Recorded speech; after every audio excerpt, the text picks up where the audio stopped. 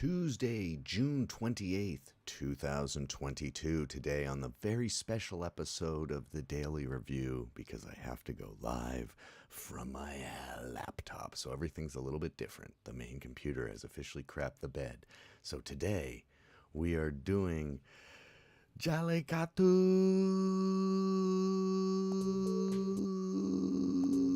Play it. Why isn't it playing it? Oh, it's gotta be on top of everything. Son of a biscuit. Okay, it sort of worked. Where are my notes? Today is out of control, disjunct, but we'll see how it goes.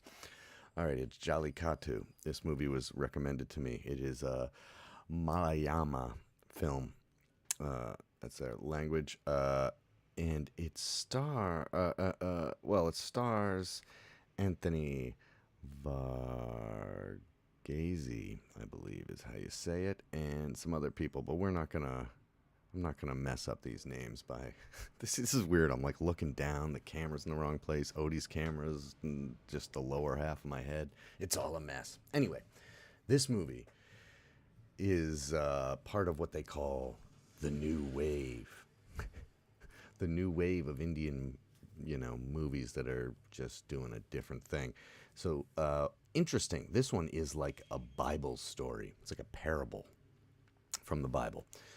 It even starts with the 1,000 years, a Revelation quote about how essentially God captured Satan and tied him up, put him in the ground for 1,000 years, and every once in a while he's got to come free. This movie starts with just bam, bam, bam, bam, bam, like just beautiful rhythmic editing. The whole movie's kind of got this spark energy to it.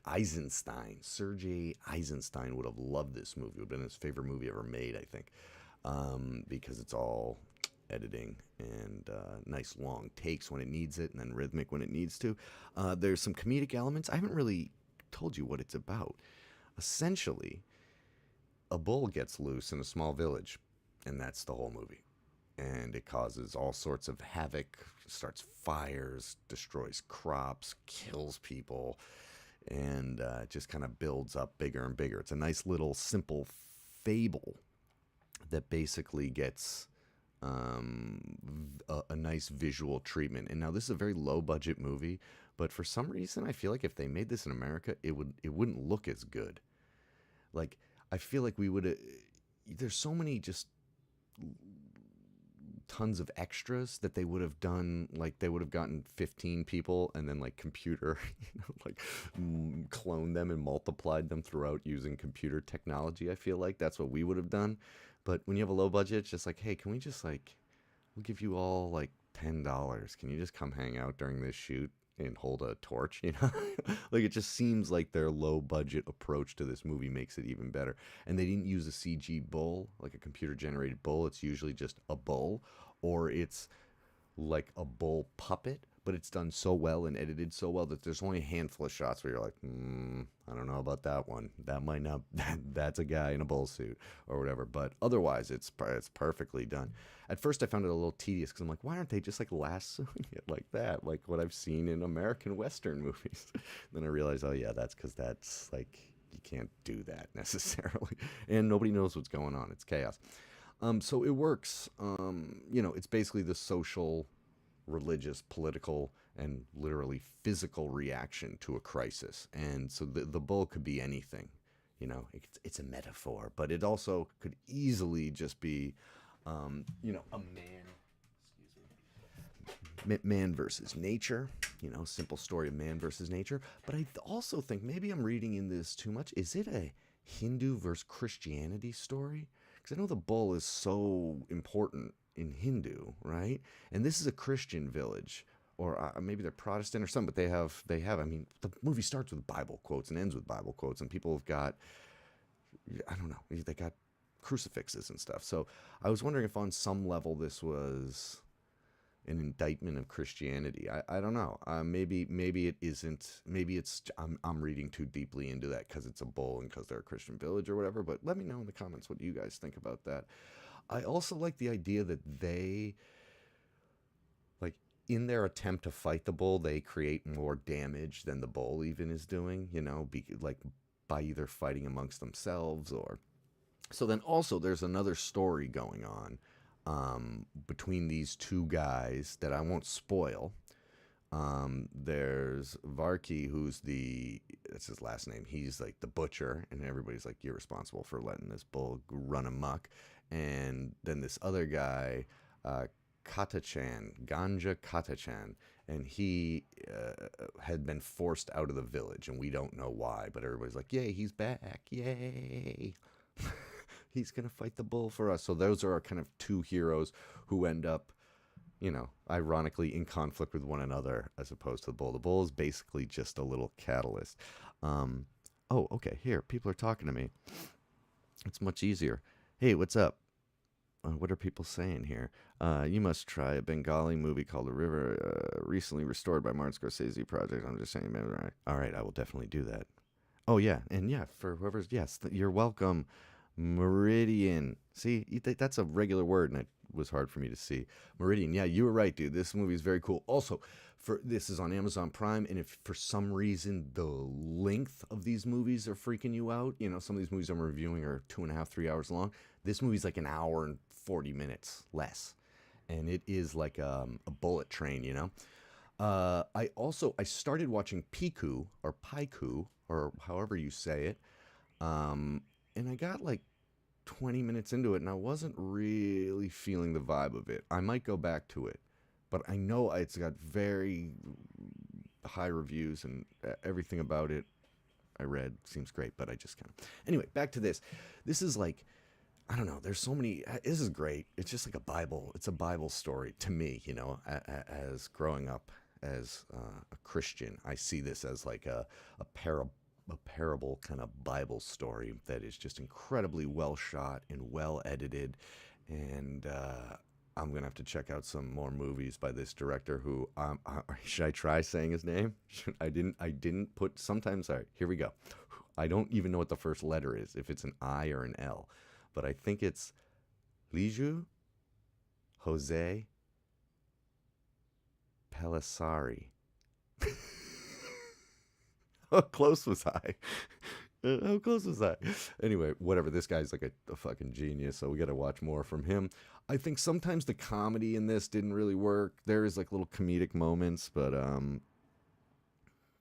okay, yeah. So I will keep trying with Piku. I watched like I said, I watched like 20 minutes of it and was like, let me see if one of these other movies is online. And I had like a bad version of it too, I think. Anyway, so my main computer is it may be officially dead. It's from 2015, so I apologize if this looks a little bit different, because this is a temporary solution. So if the image looks weird, or the fact that I'm looking down is bothering you, all of those things will be fixed in the next day or two. Anyway, I thought this movie was great. I do not, on this computer, have the grading system set up, but I would give this movie an A-. And you know what has been so good about these little Indian movies? The endings, man. The last shots of the past, 10 Indian movies I've watched have been amazing. Like, Last Shot's amazing. And then this is a denouement that's just like... Okay, so they're saying that it isn't any Hindu Christianity in there. So that's so interesting, because I read into that as a Christian, being like, it's a bunch of Christians and they're fighting a bull, and then most of what is it, like 80% of India is Hindu, right? Maybe I'm wrong. So yeah, okay, maybe it has nothing to do with that. That's so funny though. It's like, did you ever see? There's a documentary on The Shining called Room 237, and it's like the first half of it's really good.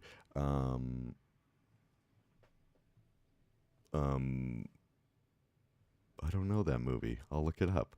Hourglass Sanatorium. I will look that up, dude. But yeah, it's like there's a documentary, like I was about to say, on The Shining, and it's like the first hour, you're like, oh yeah, all that makes sense. Oh, it's about manifest destiny and Native Americans, and and the father's an alcoholic, and there's all the real stuff, that's in the movie, and then it gets like. They dig so deep that they burn themselves on the molten lava. Like, it just gets insane. And they're like, clearly that is a minotaur. That poster in the background is just someone skiing. You're like, all right. So maybe I've dug too deep. Oh, yeah. People want me to watch Stree. And I saw the preview for that. And So it's just. So do I just pronounce that Jos? Jos?